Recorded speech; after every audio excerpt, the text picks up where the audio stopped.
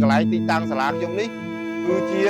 ទីតាំងសមរភូមិហ្មងហៅថាសំឡូតចាស់គឺកន្លែងតំបន់ខ្មែរក្រហមដៅគុកហើយយើងមានចំការមីននៅទីតាំងសាលានេះក្រាលដូចកទេល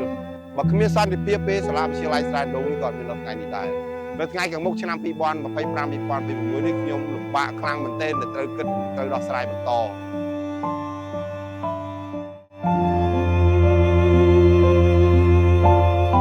វិទ្យាល័យស្រែអណ្ដូងស្ថិតក្នុងភូមិបឹងរុនឃុំសំឡូតស្រុកសំឡូតខេត្តបាត់ដំបង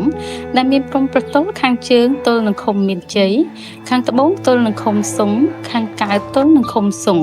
ខាងលិចទល់នឹងព្រំប្រទល់ប្រទេសថៃមានផ្ទៃដីសរុប16,260 ម៉ែត្រការ៉េមានប្រជាជនចំនួន2,331 គ្រួសារស្មើនឹងមនុស្សរាយចំនួន9,998 នាក់ស្រី4,568 នាក់ក្នុងនោះសិស្សកំពុងសិក្សាមាន3ឃុំដែលមានឃុំសំឡូតឃុំសុងនិងឃុំមានជ័យនៅទីតាំងនេះពុំមានសាលាទេដោយសារយើងកើតដំបូងបានខ្ចីសាលាបឋមសិក្សាស្រែអណ្ដូង2ចំនួន2ថ្នាក់ចំនួននោះសិស្សមាន58នាក់បាទស្រី30នាក់ថ្នាក់ទី7មាន2ថ្នាក់នៅអនុវិទ្យាល័យនៅឆ្នាំ2005-2006សម័យនោះគឺស្ថិតនៅតំបន់ដាច់ស្រយាលបំផុត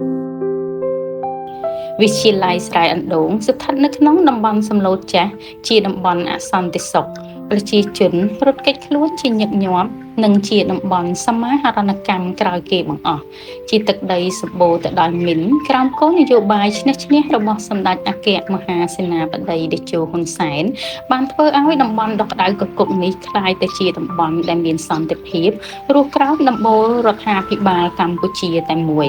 ហើយការអភិវឌ្ឍចាប់ផ្ដើមកើតមានហេដ្ឋារចនាសម្ព័ន្ធកើតមានឡើងមានមន្ទីរពេទ្យសាលារៀនផ្លូវថ្នល់វត្តអារាម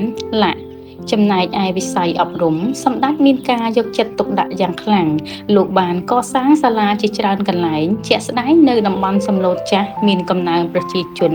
កាន់តែច្រើនពីមួយឆ្នាំទៅមួយឆ្នាំដោយសារតែកំណើនប្រជាជននេះហើយទៅធ្វើឲ្យសហគមន៍គណៈកម្មការទ្រទ្រង់សាលាព្រមទាំងលោកគ្រូអ្នកគ្រូសម្រាប់ចាត់ស្នើសុំដំឡើងសាលាអនុវិទ្យាល័យទៅជាវិទ្យាល័យដើម្បីជាតម្រូវការរបស់សិស្សានុសិស្សមាតាបិតាអាណាព្យាបាលសិស្សទាំងអស់នៅក្នុងសហគមន៍នេះក៏ព្រោះតែសាលានៅឆ្ងាយពីវិទ្យាល័យទីរួមស្រុកសំឡូត17 គីឡូម៉ែត្រផ្លូវមានការលំបាកសិស្សមានការបោះបង់ច្រើនយើងមកដល់ពេលនេះយើងមិននឹកស្មានថាកន្លែងនេះមានសុខសន្តិភាពហើយមានសិស្សមានការកើនឡើងហើយប្រជាជនមានការយល់ដឹងច្រើនក្រោមការដឹកនាំរបស់សម្ដេចតេជោហើយនិងសម្ដេចបវរដែលធ្វើឲ្យស្រុកសន្តិភាពចំនួនគ្រូយើងខ្វះច្រើនណាស់ឥឡូវកើន14ថ្នាក់យើងគ្រូយើងមានតែ16នាក់ទេខ្វះគ្រូច្រើនហើយអគារសិក្សាក៏យើងខ្វះបាទខ្វះនៅខាងក្រោយនេះអគារនេះមួយខ្នងនេះសម្រាប់រៀនបណ្ដោះអាសន្នបាទយើងមានការខ្វះខាតចង់សំណូមពរទៅថ្នាក់ដឹកនាំមេត្តាធ្វើយ៉ាងណាជួយបញ្ជូនគ្រូនិងសាងសង់អគារឲ្យបានទាន់ពេលវេលាសម្រាប់ថ្ងៃខាងមុខវិទ្យាល័យស្រែអណ្ដូងបានក្លាយជាវិទ្យាល័យតាមប្រកាសលេខ95 អយក ចុចប្រកចុះថ្ងៃទី21 ខែមករាឆ្នាំ2020ដែលមានអគារសិក្សាចំនួន2ខ្នងនិង10បន្ទប់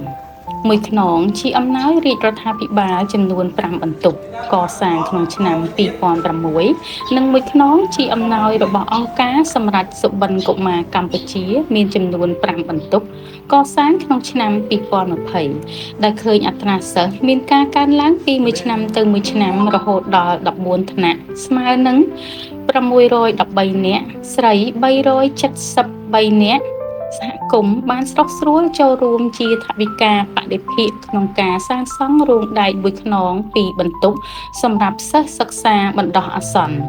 វិទ្យាល័យស្រែអណ្ដូងមានការអភិវឌ្ឍពីមួយឆ្នាំទៅមួយឆ្នាំដោយមានការចូលរួមចំណាយពីសហគមន៍អាជ្ញាធរគ្រប់លំដាប់ថ្នាក់លោកគ្រូអ្នកគ្រូនិងសប្បុរសជននានារហូតដល់ឆ្នាំ2020យើងបានពង្រីកសាលានេះទៅជាវិទ្យាល័យការកើតវិទ្យាល័យដំបូងគឺថ្នាក់ទី10មានតែ30នាក់ទេដោយសារមានការគ្រប់គ្រងពីអាជ្ញាធរដែនដីជាពិសេសមេដាបេដាសិស្សជំរុញទៅអាជ្ញាធរដែនដីបាទថ្នាក់ដឹកនាំបាទបានពង្រីកសាលានេះទៅជាវិទ្យាល័យពេលនោះយើងកំសត់ហើយយើងលំបាកខ្លាំងណាស់ដោយសារតែ ធនធានយើងមិនមានប៉ុន្តែអ្វីដែលយើងអំណត់អត់ធ្មត់គឺការតស៊ូប្រឹងប្រែងមកដល់សម័យបច្ចុប្បន្ននេះបាទដល់ឆ្នាំ 2020 យើងមានសិស្សកើនឡើងបន្តិចម្ដងដល់ឆ្នាំ 2024 25 នេះយើងកើនឡើងដល់ 14 ថ្នាក់បាទសិស្សសរុប 613 នាក់បាទហើយគ្រូមានចំនួន 16 នាក់